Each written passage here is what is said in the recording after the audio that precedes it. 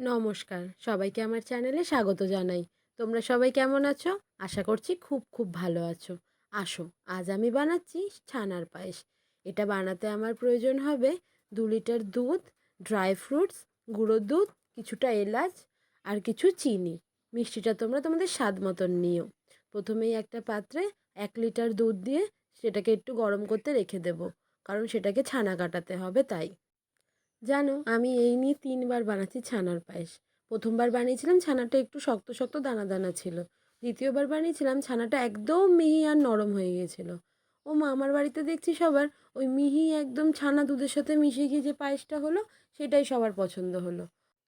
আজকে সকালে হঠাৎই বোন বলল যে একটু ছানার পায়েস বানাবি। আমি ভাবলাম হ্যাঁ, বানাতেই পারি, কারণ কালকে তো জন্মাষ্টমী। তাহলে আজকে একটু বানিয়ে তোমাদের সাথে শেয়ারও করে দিই রেসিপিটা। দেখো, ছানাটা পুরো কেটে গেছে। 2 চামচ ভিনিগার দিয়ে ছানাটা আমি কাটিয়েছি। দেখো, ছানাটা কি সুন্দর কেটে গেছে। এবার একটা পাতলা কাপড়ে ছানাটাকে ছেঁকে নেব। আমি শুনেছি ছানা নাকি কৃষ্ণ ঠাকুরের খুব পছন্দের একটা খাবার। আচ্ছা, জন্মাষ্টমীর দিন কেন অন্নভোগ রান্না করা হয় না, তোমরা কি জানো? কেউ জানলে আমাকে কমেন্ট করে অবশ্যই জানিও। আমি সত্যিই এটা জানতে চাই যে জন্মাষ্টমীর দিন কেন কোনো অন্নভোগ দেওয়া হয় না। জন্মাষ্টমীর দিন তালের বড়া, তালের ক্ষীর এইসবই কেন দেওয়া হয়? আমাদের বাড়িতে আগে জন্মাষ্টমীর অনুষ্ঠান হতো না। হঠাৎ করে একটা গোপাল চলে এলো, ব্যাস সেই থেকে জন্মাষ্টমীর অনুষ্ঠান শুরু হয়ে গেল আমাদের বাড়িতেও।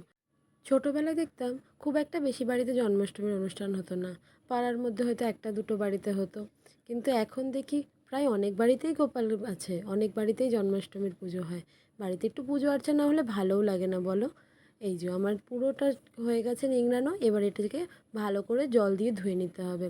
ভিনিগার দিয়ে কাটানো তো, তারপর আবার দুধের মধ্যে দিতে হবে। ভালো করে না ধুয়ে টুয়ে নিলে পারে, তাহলে পরে ওই সামনের দুধটাও কেটে কেটে যাবে। চলো, আমার জলটা পুরো নিংড়ানো হয়ে গেছে।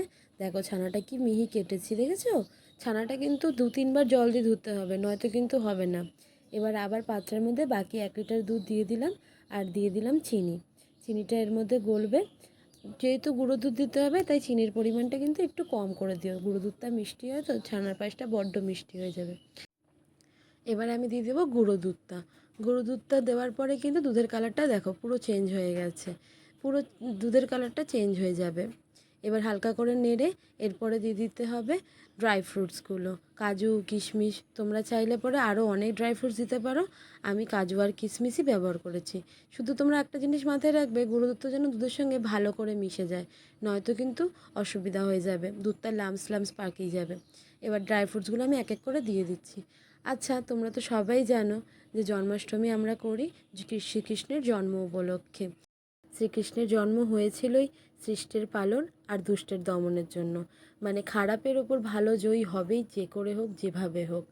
দেখো, আমার ছানাটা দিয়ে দিয়েছিলাম, ছানাটা দেওয়াটা আমি রেকর্ড করেছিলাম, কিন্তু স্ট্যান্ডটা পড়ে যাওয়ার কারণে ওটা ডিসমিস হয়ে যায়। তো এই দেখো, ছানাটা দিয়ে দেবে। ড্রাই ফ্রুটস দিয়ে কিছুক্ষণ নাড়িয়ে ছানাটা দিয়ে দেবে। ছানাটা দেওয়া হয়ে গেছে। এখন আমাদের এটা পুরো রেডি হয়ে গেছে। গ্যাসটা অফ করে আগে কৃষ্ণের জন্য তুলে রাখি। আমাদের বাড়িতে তো জন্মাষ্টমী হয়, গোপাল আছে, কিন্তু পায়েস করেছি, একটু গোপালের জন্য তুলবো না? তাই আগে আমি একটু গোপালের জন্য তুলে নিচ্ছি। তারপরে আমি তোমাদের সবার সঙ্গে বেড়ে সার্ভ করছি। এবার আমি খাবো, আমাদের গোপালও খাক, আর তুমিও খাও, তোমাদের পরিবারের সকল মানুষকে খাওয়াও। ছানা দেওয়াটা ভিডিওটা রেকর্ড করতে পারিনি বলে তোমাদের কাছে আমি আগেই ক্ষমা চেয়ে নিচ্ছি। তোমাদের যদি ভিডিওটা ভালো লাগে, তাহলে ভিডিওটাকে লাইক করো, কেমন লাগলো সেটা কমেন্ট করে জানাও, আর চ্যানেলটাকে সাবস্ক্রাইব করে দিও। সত্যি এটা খুব সুন্দর খেতে হয়েছে। তোমরাও খাও, পরিবারের সবাইকে খাও।